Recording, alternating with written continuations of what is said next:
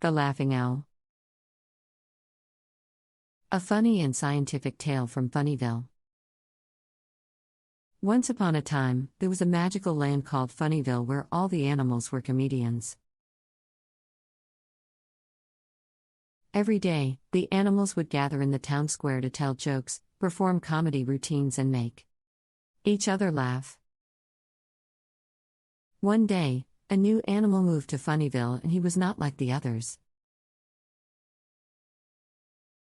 He was a grumpy old owl who never laughed or smiled.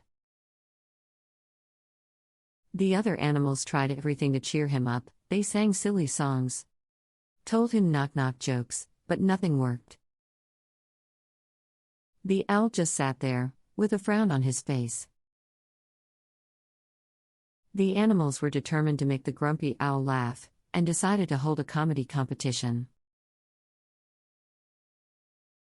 They invited all the funniest animals from the neighboring towns, and the competition was held in the Grand Funnyville Theater.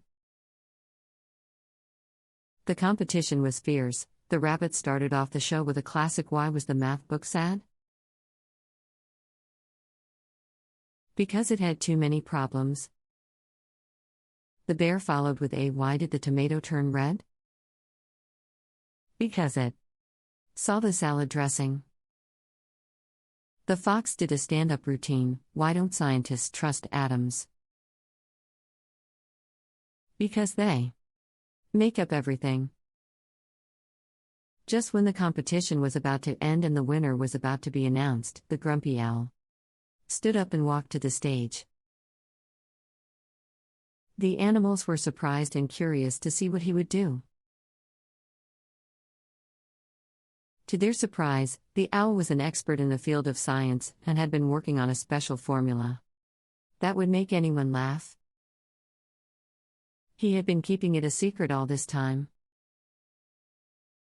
He brought out a small jar filled with a clear liquid and announced that it was the ultimate laughing potion. The animals were skeptical, but the owl explained that it was a special mixture of chemicals that would make anyone laugh. He gave the potion to the judges, and to the surprise of everyone, they started laughing uncontrollably.